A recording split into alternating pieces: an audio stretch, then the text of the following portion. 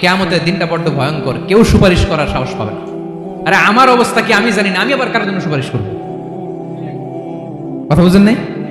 আমার কি হবে আমি জানি, তা আমি আরেকজনের নিয়ে টেনশন করার সুযোগ কোথায়? ইয়া নাফসি ইয়া নাফসি, আল্লাহ আমারে বাঁচাও আমারে বাঁচাও আমারে বাঁচাও। কাঁদতে কাঁদতে মানুষ হয়রান হয়ে যাবে, এ নাকি আবার আরেকজনের বাঁচাবে।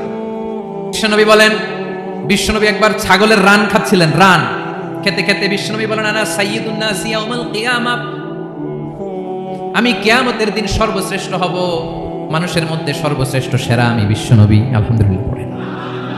বিশ্বনবী বলেন সেদিনটা বড্ড ভয়ঙ্কর, সেদিন কেউ কারো কোনো উপকারে আসবে না, বন্ধু বন্ধুর কাজে আসবে না, স্ত্রী স্বামীর উপকারে আসবে না, স্বামী স্ত্রীর উপকারে আসবে না, পীর সাহেব মুরিদরে বাঁচাতে পারবে না, মুরিদ পীর সাহেবরে বাঁচাতে পারবে না, নেতা কর্মীর পরিচয় দিবে না, কর্মী নেতার পরিচয় দিবে না, ভাই বোনকে চিনবে না, বোন ভাইকে চিনবে না, বাবা তার সন্তানকে চিনবে না, মেয়েকে দেখে মা দৌড়ে দৌড়ে পালাবে। বড্ড ভয়ঙ্কর দিন। বিশ্বনবী বলবেন জমিনটা এখনকার মতো থাকবে না, পুরো জমিনটা সমান হয়ে যাবে, ফ্ল্যাট, এখন তো গোল, তখন ফ্ল্যাট, সবাই এক জমিনের উপরে দাঁড়াবে, সূর্যটা মাথার কাছে চলে আসবে, সূর্যের গরমে মানুষের মাথার মগজ গলে গলে কানের ছিদ্র নাকের ছিদ্র দিয়ে বেয়ে বেয়ে পড়বে। আহ, সবাই হয়রান পেরেশান ক্লান্ত শ্রান্ত। মানুষগুলো বলবে বাঁচার কোনো উপায় নাই। 50,000 বছর মানুষ এরকম দৌড়াবে, চিৎকার করবে, কাঁদবে, বাঁচার কোনো উপায় নাই। সবাই বলবে আহ, আল্লাহ যদি বিচারটা শুরু করতো, যা হবার হবে, আগে বিচার শুরু করতো। বিচারই শুরু হয় না, বিচার শুরু হইতে 50,000 বছর। আল্লাহ, 50,000 বছর, 5,000, 15,000 না, 50,000 বছর এরকম যাবে। মানুষগুলো কাঁদতে কাঁদতে বলবে চলো আমরা আদম আলাইহিস সালামের কাছে যাই, যেন আল্লাহর যে সুপারিশ করে, আল্লাহ আপনি বিচার শুরু করেন। কিয়ামতের ময়দানে সবাই মিলে সাইয়েদনা আদম আলাইহিস সালামের কাছে যেয়ে বলবে ইয়া আবাল বাশার ইয়া আউয়ালাল আম্বিয়া, ও আদম নবী, আপনি দুনিয়ার বুকে প্রথম নবী, আল্লাহ নিজ হাতে আপনারে 60 হাত লম্বা করে বানিয়েছেন, আপনার সম্মানে ফেরেশতাদেরকে সেজদা দিতে বলেছেন, দুনিয়ার প্রথম নবী, প্রথম মানুষ আপনি, আপনি আল্লাহর যে সুপারিশ করেন যেন আল্লাহ বিচার শুরু করে। আদম আলাইহিস সালাম বলবেন আমি পারবো না, কারণ আল্লাহ আমাকে একটা নিষিদ্ধ গাছের কাছে যেতে নিষেধ করেছিল, আমি ভুল করে এই গাছের ফল খেয়েছি। নাফসি নাফসি, আজকে আমার কি হবে আমি জানি না, আমি বড় লজ্জিত। আমারে যদি আল্লাহ জিজ্ঞেস করে কেন খাইছিলে, আমার কোনো উত্তর নাই, তোমারে বাঁচাবো কেমনে আমি? নবী, নবীরা থার করে কাঁপবে সেদিন। আদম আলাইহিস সালাম বলবেন আমি পারবো না, মাফ করো আমাকে, আমি পারবো না, ওই যে ভুল করে গন্ধম খেয়ে ফেলেছি, নিষিদ্ধ গাছের ফল খেয়ে ফেলেছে, আমি বড় লজ্জিত অনুতপ্ত, আমি পারবো না। আজকে আল্লাহ এত রাগান্বিত হয়েছে, আগে কখনো আল্লাহ এত রাগান্বিত হয় নাই, ভবিষ্যতে আল্লাহ কখনো এত রাগান্বিত হবে না, আমি পারবো না। এক কাজ করো, তোমরা নূহ আলাইহিস সালামের কাছে যাও। কোন নবী? লোকেরা এবার পাগলের মতো দৌড়াতে দৌড়াতে আল্লাহর নবী নূহ আলাইহিস সালামের কাছে যেয়ে বলবে ইয়া নবী আল্লাহ নূহ, আনতা আউয়ালুর রুসুলি ফিল আরদ, আপনি জমিনে প্রথম রাসূল। আদম আলাইহিস সালাম নবী ছিলেন, রাসূল ছিলেন না, এই দুনিয়ার বুকে প্রথম রাসূল ছিলেন আল্লাহর নবী নূহ আলাইহিস সালাম। সবাই বলবে ও নবী আল্লাহ নূহ, রাসূল আল্লাহ নূহ, আল্লাহ আপনাকে আবদান শাকুরা, শুকরগুজার বান্দা বলে কোরআনে বলেছে। কোরআনে নূহ আলাইহিস সালামের নামেও সূরা আছে না নাই? আপনি আল্লাহর প্রিয় বান্দা, প্রিয় রাসূল। দেখেন আমাদের কি দশা, ঘামতে ঘামতে শেষ, জমিনটা তামার জমিন, সূর্যটা মাথার কাছে, কি করবো আর পারি না, ঘামতে ঘামতে আর কত ঘামবো, কত দাঁড়িয়ে থাকবো। আল্লাহরে যে বলেন বিচার যেন শুরু করে। নূহ আলাইহিস সালাম বলবেন আমিও পারবো না, আমিও পারবো না, আমি আমার ছেলের জন্য এক কথা বলে ভুল করে ফেলছি। যখন মহাপ্লাবন হবে আমি বললাম আল্লাহ আমার কলিজার টুকরা সন্তান রে বাঁচান। আল্লাহ বললেন ও নূহ, সে তোমার সন্তান না, কারণ সে ঈমান আনে নাই, সে পাহাড়ের উপর দাঁড়িয়েছে, দেখি কেমনে সে বাঁচে। ওই যে আমি একটা না বুঝে আবদার করেছি, আল্লাহ আমার উপর রেগে গিয়েছিলেন। আজকে আল্লাহ ওই ব্যাপারে যদি আমারে প্রশ্ন করে, আমার কোনো জবাব নাই, আমি পারবো না, মাফ করো। তোমরা সবাই মিলে আল্লাহর খলিল ইব্রাহিম আলাইহিস সালামের কাছে যাও। লোকগুলো পাগলের মতো খুঁজতে আরম্ভ করবে, অযুত লক্ষ নিযুত কোটি মানুষের ভিড়ে আল্লাহর খলিল ইব্রাহিমকে যায় বলবে ইয়া খলিলুল্লাহ, ও আল্লাহর খলিল, আল্লাহ আপনাকে বড্ড ভালোবেসেছেন, আপনি কাবা বানিয়েছেন, আল্লাহ আপনাকে বড্ড পছন্দ করেন। দেখেন আমাদের কি অবস্থা, আপনি যে আল্লাহর কাছে সুপারিশ করেন যেন আল্লাহ আজকে বিচার শুরু করে। আল্লাহর নবী ইব্রাহিম বলবেন আমিও পারবো না, আমি আমার জীবদ্দশায় 3টা মিথ্যা বলেছি। কয়টা? আসলে মিথ্যা না, একটু টুইস্ট করে কৌশল করে কথা বলেছিলেন, ওইটাকে হাদিসে মিথ্যা বলা হয়েছে। আমি জীবনে 3টা মিথ্যা বলেছি, জীবন বাঁচানোর তাগিদে কৌশল করে 3টা কথা বলেছি। আজকের এই কঠিন ময়দানে আল্লাহ যদি ওই 3টা কথার ব্যাপারে জিজ্ঞেস করে, লজ্জায় আমি মাথা দেখাতে পারবো না, আমিও পারবো না। আমিও পারবো না। আজকে আল্লাহ এত রেগে আছে, আগে কখনো এত রাগে নাই, পরেও রাখবে না। তোমরা সবাই মিলে বনি ইসরাইলের নবী মুসা আলাইহিস সালামের কাছে যাও। সবাই এবার যাবে মুসা আলাইহিস সালামের কাছে, যেয়ে বলবে, ইয়া নবী আল্লাহ মুসা, আপনি ছিলেন কালিমুল্লাহ, আল্লাহর সাথে সরাসরি কথা বলতেন। রব্বুল আলামিন আপনাকে তাওরাত কিতাব দিয়েছেন, আপনি যে একটু সুপারিশ করেন। আল্লাহর নবী মুসা বলবেন, মাফ করো, আমিও পারবো না। আমি দুনিয়ার বুকে ভুল করে একটা মানুষকে মেরে ফেলেছি। আমি মারছিলাম আদব শিক্ষা দেওয়ার জন্য, এক থাপ্পড়ে যে ওই লোক মরেই যাবে, আমি জানতাম না। আজকে আল্লাহ যদি জিজ্ঞেস করে কেন মারলা, জবাব আছে? ওই লজ্জায় আমি অনুতপ্ত, আমি পারবো না, আমার এই কথা বলো না। আজকে আল্লাহ বড্ড রেগে আছে, আমি পারবো না। তোমরা আল্লাহর নবী সাল্লাল্লাহু আলাইহি সাল্লামের কাছে যাও। কিয়ামতের ময়দানে মানুষগুলো পাগল পাড়া হয়ে আল্লাহর নবী ঈসা আলাইহিস সালামের কাছে যাবে, যে বলবে, নবী ঈসা আপনি রূহুল্লাহ, বাবা ছাড়া আল্লাহ আপনাকে বানিয়েছেন, ইনজিল কিতাব দিয়েছেন, মৃত মানুষকে আপনি জীবিত করতে পারতেন। আজকের এই কঠিন বিপদের দিনে আপনি আমাদের সাহায্য করেন। আল্লাহর কাছে যে বলেন যেন বিচার শুরু করে। ঈসা আলাইহিস সালাম বলবেন, আমিও পারবো না। ইন্নী উবিদতু মিন দুনিল্লাহ, আমার উম্মত খ্রিস্টানেরা আল্লাহরে বাদ দিয়ে আমি ঈসার ইবাদত করেছে। আমার মা ম্যারি আর আমাকে ডাকতো জেসাস ক্রাইস্ট, আমার ইবাদত করেছে। যদিও আমি আমার ইবাদত করতে বলি না, ঈসা আলাইহিস সালামও ইবাদত করতে বলেছেন একজনের, তিনি কে? আল্লাহর নবী ঈসা আলাইহিস সালাম বলবেন, আমিও পারবো না।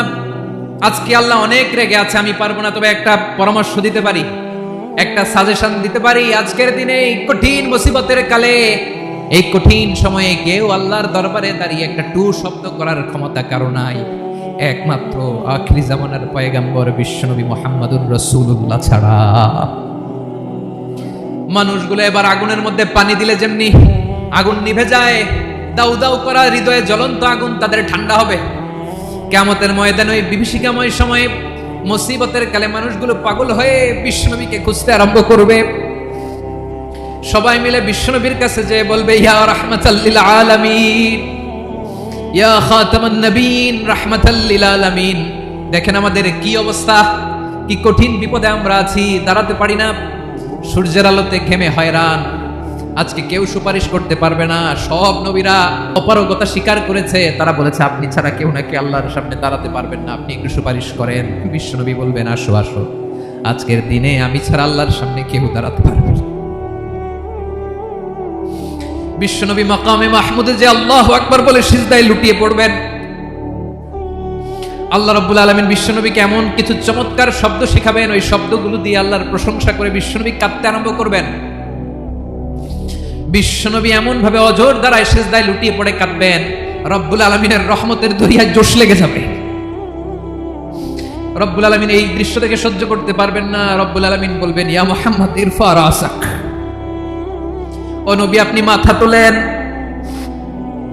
মাথা তোলেন, আপনার কান্না আমি সহ্য করতে পারি না। নবী আপনি মাথা তোলেন, সাল তুতা, আজকে আপনি যা চাবেন তাই দেব। নবী আপনি সিজদা থেকে মাথা তুলেন, সাল তুতা, যা চাবেন তাই দেব। ওয়াশফা তুশাফা, যার জন্য সুপারিশ করবেন তার সুপারিশ কবুল করে নেব। বিশ্বনবী এবার মাথা তুলবেন। যে বিভীষিকাময় সময়ে প্রত্যেক নবী বলেছেন আমি পারবো না, প্রত্যেক নবী বলেছেন নফসি নফসি, আমার কি হবে আমি জানি না, আল্লাহ আমারে বাঁচাও। প্রতিটি নবী বলবেন নফসি নফসি, আল্লাহ তুমি আমারে বাঁচাও, আমারে বাঁচাও। বিশ্বনবী মাথা তুলবেন, তুলে বলবেন রব্বি হাবলি উম্মতি, আল্লাহ তুমি আমার গুনাহগার উম্মতকে বাঁচাও। এই দুনিয়ার বুকে রব্বুল আলামিন সব নবীকে একটা করে দাওয়া মুস্তাজাবা দিয়েছেন, মানে যে দোয়া করলে কবুল হয়ে যায় সাথে সাথেই। দাও বিহা, দুনিয়ার সব নবীরা ওই দোয়াটা দুনিয়ায় করে ফেলেছে। সব নবীকে আল্লাহ একটা করে দোয়া দিয়েছেন, নবী দোয়া করলেই কবুল। সব নবীরা ওই দোয়া করে ফেলেছে দুনিয়াতে। বিশ্বনবী বলেন আমি করি নাই। ওয়া ইন্নী আখতাবিউ দাওয়াতি শাফাআতান লি উম্মতি ইয়াউমাল কিয়ামাহ, আমার ওই স্পেশাল দোয়াটা আমি দুনিয়ার বুকে কঠিন বিপদে পড়েও কোনোদিন করি নাই। আমি আমার স্পেশাল দোয়াটা কিয়ামতের দিন আমার গুনাহগার উম্মতকে সুপারিশের জন্য রেখে দিয়েছি। আল্লাহ বলবেন নবী ইরফা রাসাক, মাথা তোলেন, আর কাটবেন না। বিশ্বনবী মাথা তুলবেন, আল্লাহ বলবেন সাল তুতা, আপনি যা চাবেন তাই দেব। ওয়াশফা তুশাফা, সুপারিশ করেন, সুপারিশ কবুল করব। বিশ্বনবী বলবেন আল্লাহ ওই স্পেশাল দোয়াটা দুনিয়াতে করি নাই, আজকে আমি তোমার দরবারে দাঁড়িয়ে কিয়ামতের দিন ওই দোয়াটা করছি। আল্লাহ আমার যে উম্মতের হৃদয়ে যাররা পরিমাণ ঈমান আছে, আমার একটা উম্মতকেও তুই জাহান্নামে ঢোকাতে পারবা না।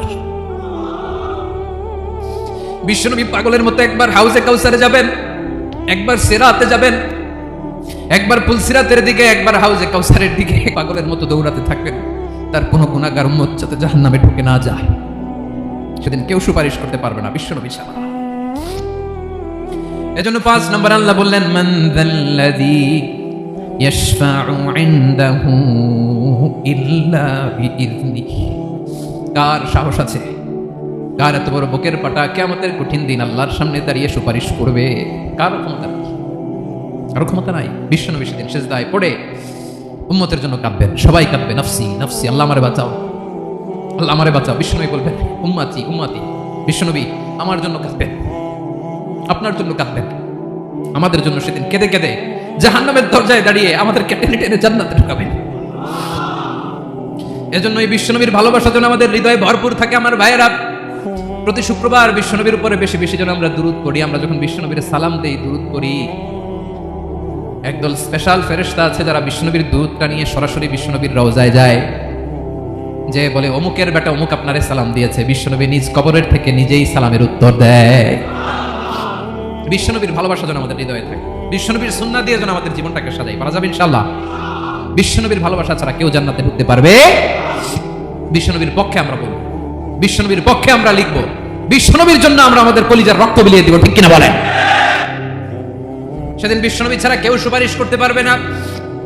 5 নম্বর আল্লাহ বললেন, মান যাল্লাযী ইয়াশফাউ ইনদাহু ইল্লা বিইযনি। কে আছে সুপারিশ করবে আল্লাহর সামনে? আর আপনি আপনার বাবার দরবারে যে সিজদা দেন, হ্যাঁ? ইব্রাহিম আলাইহিস সালাম থারথার করে কাঁপবে আর বলবে, নাফসি নাফসি, আল্লাহ আমারে বাঁচাও। মুসা আলাইহিস সালাম থারথার করে কাঁপবে, আল্লাহ নাফসি নাফসি, আমারে বাঁচাও। আর আপনি পীরের দরবারে যে সিজদা দেন, কোথায় আছেন আপনি? খবরদার, কেউ বাঁচাতে পারবে না। যাকে ইল্লা আল্লাহ যাকে অনুমতি দেন, বিশ্বনবীকে দিবেন, নবীদেরকে দিবেন, এরপরে আল্লাহ তার স্পেশাল ওয়ালিদেরকে, মুত্তাকিনদেরকে, শহীদদেরকে, সিলেক্টেড বান্দাদেরকে দিবেন। কিন্তু কাকে দিবেন, কার জন্য দিবেন, দুনিয়ার কেউ জানে না একজন ছাড়া, তিনি কে? আল্লাহর ওয়ালিদেরকে, নেককার লোকদেরকে আল্লাহ সুপারিশের অনুমতি দিবেন। কিন্তু আপনি যারে মানেন, যার পায়ে সিজদায় লুটিয়ে পড়ে থাকেন, তারে যে আল্লাহ দিবেন, এটার কোনো গ্যারান্টি আছে? কথা বলেন। এজন্য জপতে হবে একজনের নাম, আওয়াজ করে বলুন, তিনি কে? আয়াতুল কুরসির 5 নাম্বার কথা হচ্ছে, সেদিন কেউ কারো উপকারে আসবে না, সুপারিশ করার সুযোগ পাবে না, আল্লাহ যাকে অনুমতি দেয় তিনি ছাড়া। কয়টা গেল? 6 নম্বর আল্লাহ বললেন, ইয়ালামু মা বাইনা আইদিহিম ওয়া মা খালফাহুম। তোমাদের সামনে, তোমাদের পেছনে যখন যেটাই ঘটুক না, জানে কে? আওয়াজ করে বলুন, কেউ যেটা জানে না, জানে কে? কেউ যেটা দেখে না, দেখে কে? কেউ যেটা শোনে না, শোনে কে? ইয়ালামু মা বাইনা আইদিহিম ওয়া মা, দৃষ্টিগোচর, দৃষ্টির বাইরে যা ঘটে কে জানে? তবে ঘরের ভিতরে ঢুকে জানালা বন্ধ করে লাইট অফ করে যদি আমরা কিছু করি, ওইটা আর আল্লাহ জানে। হ্যাঁ, জানে? ওইটাও জানে। যত কালো পর্দা লাগায়া লাইট বন্ধ করে একা একা পাপ করেন, দেখে কে? এজন্য অন্ধকারে পাপ করলেও সেখানে আল্লাহর দৃষ্টি আছে না নাই?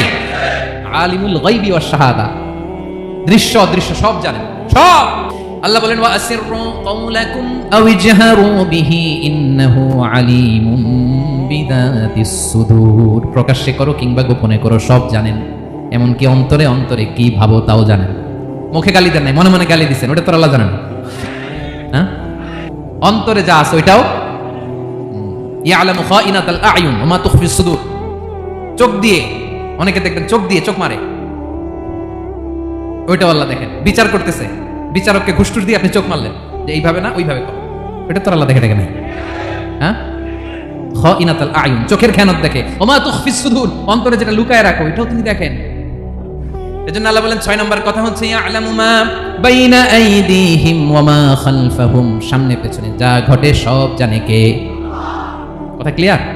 7 নম্বরে আল্লাহ বললেন, ওয়ালা ইউহিতুনা বিশাইইম মিন ইলমিহি ইল্লা বিমা শা। কেউ তার জ্ঞানকে পরিব্যাপ্ত করতে পারে না, পরিবেষ্টন করতে পারে না। তার জ্ঞানে কি আছে কেউ জানতে পারে না, ততটুকু ছাড়া যতটুকু তিনি জানেন। সুবহানাল্লাহ। নবীরা কি সব জানেন? বিষ্ণু ইসলাম সব জানতেন না। আল্লাহ তাআলা নবীদেরকে যতটুকু জানান ততটুকুই নবীরা বলে, ঠিক কি না? ওমা ইয়ানতিকু আনিল হাওয়া ইন হুয়া ইল্লা ওয়াহয়ুন ইউহা। আল্লাহ যতটুকু জানায় নবীরা ততটুকু বলতে পারে, এর বাইরে বলতে পারে না। আল্লাহ যতটুকু জানায় ততটুকু। আমাদের জ্ঞান যা আছে দিছে কে? সবাই বলুন, কে দিছে? এজন্য আল্লাহ বলে, আমি যদি জ্ঞান দেই তাইলে তোমরা জ্ঞান পাও, এছাড়া জ্ঞানের কোনো মাধ্যম দুনিয়াতে।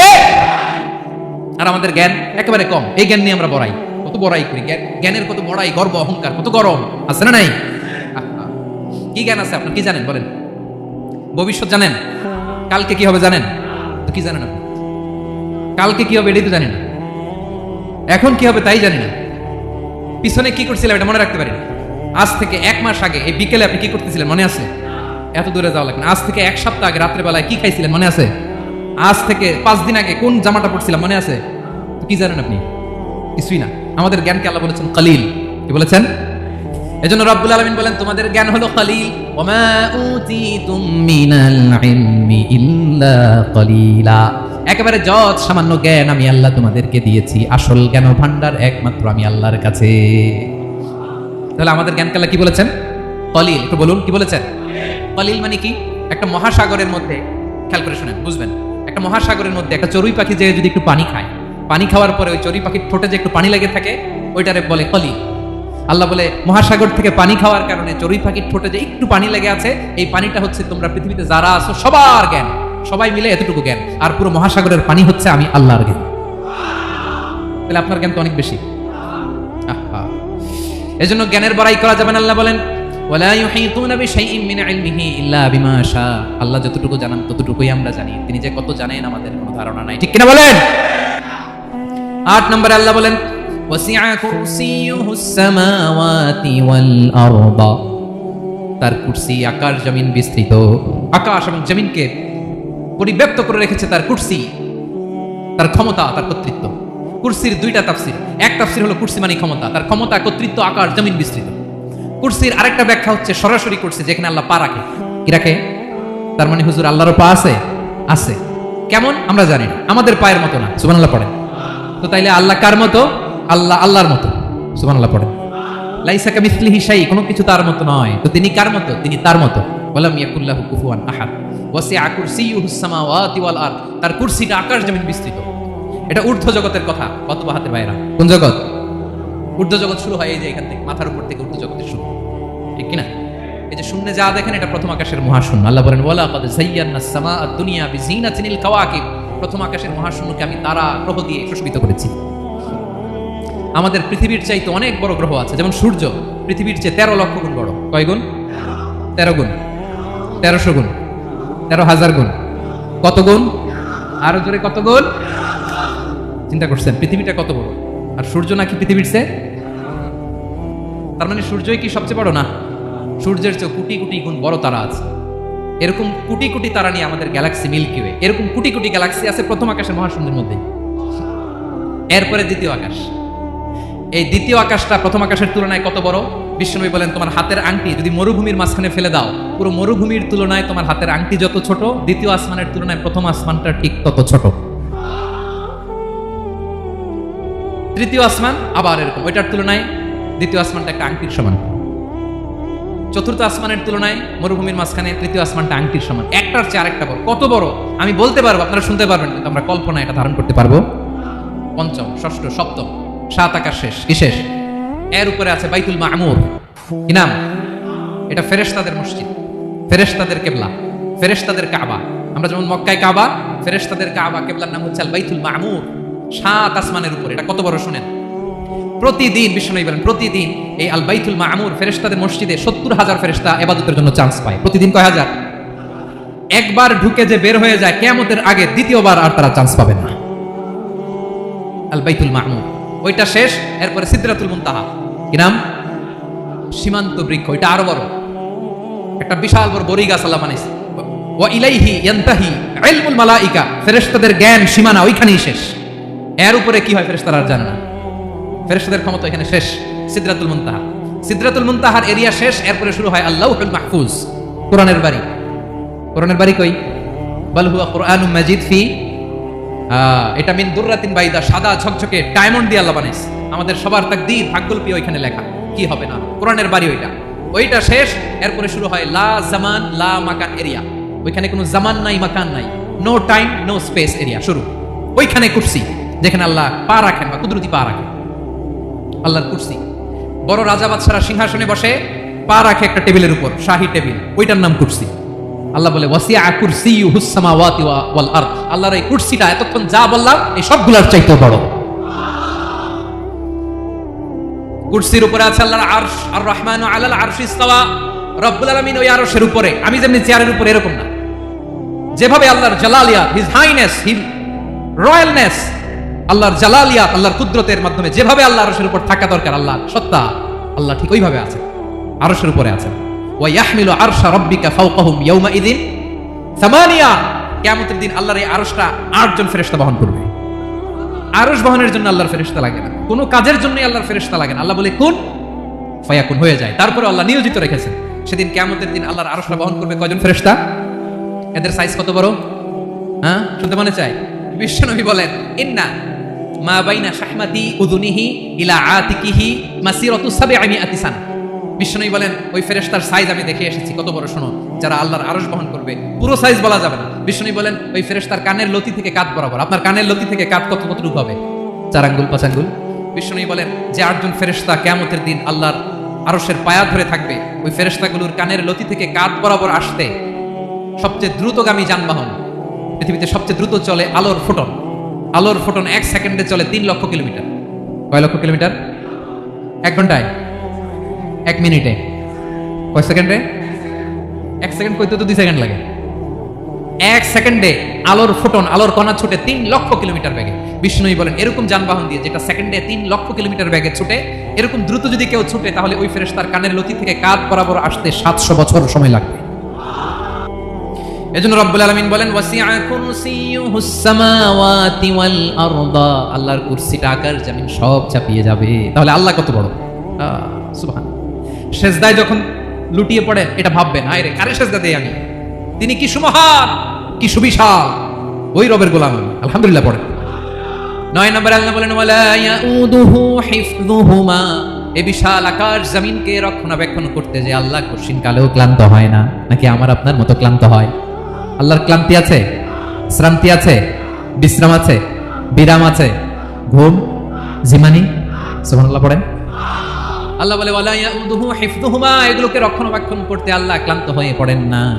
9 নম্বরে বললেন, আল্লাহর কোনো ক্লান্তি নাই, সব কিন্তু দেখভাল করেন, প্রতি মুহূর্তে, প্রতি সেকেন্ডে যার যেটা লাগে করেন। এই পুরো বসুন্ধরা, পৃথিবী, মহাবিশ্ব যেভাবে চলা দরকার সৃষ্টির পর থেকে আজও চলছে। চালায় কে? ইঞ্জিনিয়ারটা কে? আসল কারিগরটা কে? 9 নম্বর চলে গেল, আল্লাহ ক্লান্ত হন না। আর বাকি রইল কয়টা? সব শেষে আল্লাহ তাআলা বললেন, ওয়া হুয়াল আলিয়ুল আযীম। ওয়া হুয়াল আলিয়ুল আযীম, তিনি হচ্ছেন আল আলিয়ুল আযীম। সব শেষ কথা। প্রিয় ভাইয়ের, আমি বলেছিলাম আয়াতুল কুরসিতে আল্লাহর মোট কয়টা সুন্দর সুন্দর নাম আছে? 2টা তো বলে ফেলছি। এগুলো কি ছিল? আল হাইয়ু, আল কাইয়ুম। এবার সব শেষে 3 আর 4 নাম্বারটা আসছে। এটা কি? একটা আল আলী আর একটা আযীম। 3 নাম্বারটা হচ্ছে আল আলী, 4 নাম্বারটা আযীম। আল আলী মানে হচ্ছে সর্বোচ্চ, দ্য গ্রেটেস্ট, দ্য হাইয়েস্ট। তার উপরে কেউ আছে? ঊর্ধ্ব জগতের যে বর্ণনা দিছি, কি বুঝলেন? আল্লাহর উপরে কেউ আছে? এজন্য তিনি হচ্ছেন আল আলী, সবচেয়ে উপরে, সর্বোচ্চ, দ্য হাইয়েস্ট। তার উপরে কেউ। এজন্য আল্লাহ বলেন, সাব্বিহ ইসমা রাব্বিকাল আ'লা। আল আলী আর আল আ'লা কাছাকাছি অর্থ। প্রশংসা করো ওই আল্লাহর, যিনি হলেন আ'লা, সবচেয়ে বড়। তার চেয়ে বড় কেউ আছে নাকি? তার উপরে কেউ আছে নাকি? আল আ'লা। এজন্য আমরা যখন সিজদায় লুটিয়ে পড়ি, আমরা যখন সবচেয়ে নিচে যাই, আমরা বলি আল্লাহ তুমি সবচেয়ে উপরে। আমরা যখন সিজদায় যাই, আমরা তখন সবচেয়ে কি? নিচে, তাই না? এর চেয়ে নিচে আর মানুষের সবচাইতে দামি অঙ্গ কপালটারে মাটিতে ঘষি, আমি সবচেয়ে নিচে, আর আমি বলি সুবহানা রাব্বিয়াল আহা, সুবহান রাব্বিয়াল আ'লা। আল্লাহ তুমি সবচেয়ে উপরে, আমি সবচেয়ে নিচে, কিন্তু তুমি সবচেয়ে উপরে। সুবহানাল্লাহ পড়ে। আল্লাহ বলে, আমি হলাম আল আলী। 4 নম্বরে আমি হলাম আল আযীম, হাইয়ু কাইয়ুম। শেষে বললেন, আমি হলাম আল আলী, আমি হলাম আল আযীম। আযীম মানে সুমহান, দ্য সুপ্রিম। সুপ্রিম, আল্লাহর সবকিছু চরম পর্যায়ে। তার সবকিছু কি? আল্লাহর শাস্তি চরম পর্যায়ে, আল্লাহর দয়া পরম পর্যায়ে, তার সৃষ্টি প্রকাণ্ড, তার ক্ষমতা প্রচন্ড। তিনি আল আলী, আল আযীম। আওয়াজ করে পড়েন আল্লাহু আকবার। আল্লাহ বলে, আমি হলাম আল আলী, আমি হলাম আল আযীম, আমি হলাম সুমহান। আমার সবকিছু বড়, আমার শাস্তি বড়, আমার দয়াও বড়, মায়াও বড়। আমি যখন শাস্তি দেই, আমার শাস্তির মতো কেউ শাস্তি দিতে পারে না। আমি আল্লাহ সবসময় ধরি না, ধরলে ছাড়ি না, ঠিক কিনা? ধরে ধরে ধরে না, ধরলে আল্লাহ সাবধান। যখন আযাব আসবে, গজব আসবে, পালাবার জায়গা খুঁজে পাওয়া যাবে। সামান্য ভূমিকম্প দিলে আমাদের অবস্থা কি হয় দেখেন তো? হ্যাঁ, সামান্য একটু ভূমিকম্প দিলে বাঁচার উপায় আছে? আল আযীম, ইন্না যালজালাতাস সাআতি শাইউন আযীম। কিয়ামতের সেই প্রকম্পনটা বড় ভয়ঙ্কর, বড় ভয়ঙ্কর। এজন্য আমরা সে আল্লাহর ইবাদত করি যিনি কখনো ঘুমান না, যিনি ক্লান্ত হন না, যার লয় নাই, যার কোনো ক্ষয় নাই, যিনি ছাড়া আমাদের বাঁচার কোনো উপায় নাই, ঠিক কিনা বলেন? 10 নম্বর ক্লিয়ার? আলহামদুলিল্লাহ পড়েন। যা বললাম আমরা যেন আমল করতে পারি। তাহলে একটি আয়াতের তাফসীর শুনলাম, আয়াতটার নাম প্রত্যেক ফরজ নামাজের পরে পড়বেন, সকাল সন্ধ্যা পড়বেন, ওয়াজিফা হিসেবে মানবেন তো? কোন সূরায়? আয়াত নাম্বার মোট কয়টা কথা? 1 নাম্বার, আল্লাহ ছাড়া কোনো ইলাহ নাই, তাকে ছাড়া কাউকে সেজদা দেব। 2 নাম্বার, তিনি আল হাইয়ুল কাইয়ুম, সব মরবে, তিনি মরবে, গোটা বিশ্ব তার কাছে ঠেকা, তিনি কারো কাছে ঠেকা। 3 নাম্বার, তার ঘুমও নাই, ঘুমের আগে যে ঝিমুনি আছে সেটাও। 4 নাম্বার, আকাশ জমিন এর মাঝে যা আছে সবকিছুর আসল মালিকানা কার? 5 নাম্বার, কিয়ামতের দিন যখন থারথার করে নবীরা কাঁপবে, তার অনুমতি ছাড়া কেউ আল্লাহর দরবারে দাঁড়িয়ে সুপারিশ করতে পারবে। 5 নাম্বার, আমাদের সামনে পেছনে উপরে নিচে প্রকাশ্যে গোপনে যা ঘটে কেউ দেখে না, দেখে কে? কেউ জানে না, জানে কে? আল্লাহর জ্ঞানের বাইরে নতুন করে কেউ জ্ঞান প্রডিউস করতে পারে না। তিনি যতটুকু জানায় ততটুকুই জানি, তিনি না জানালে জানানোর সাধ্য কারো। তার কুরসি, তার কর্তৃত্ব ক্ষমতা আকাশ জমিনকে বিস্তৃত করে আছে, ঠিক কিনা বলেন? কিন্তু মহাবিশ্বকে পরিচালনা করতে, রক্ষণাবেক্ষণ করতে তিনি খুব ক্লান্ত হয়ে যায় না? ক্লান্ত হয়? তিনি আল আলী, দ্য হাইয়েস্ট, সর্বোচ্চ, আল আযীম, দ্য সুপ্রিম, তার ক্ষমতার সামনে দাঁড়াবার ক্ষমতা কারো নাই, ঠিক কিনা বলেন? সে আল্লাহর গোলাম হতে পারে, আমরা খুশি না বেজার? আমরা যা করবো ওই আল্লাহর খুশি করার জন্য। আমাদের এই ভিডিওটি যদি আপনার ভালো লেগে থাকে তাহলে ভিডিওতে একটি লাইক দিতে পারেন এবং আপনার প্রিয়জনদের সাথে শেয়ার করতে পারেন, এবং এইরকম আরও ভিডিও পেতে আমাদের ইউটিউব চ্যানেলটি সাবস্ক্রাইব করে পাশে থাকা বেল আইকনটি অন করে দিন।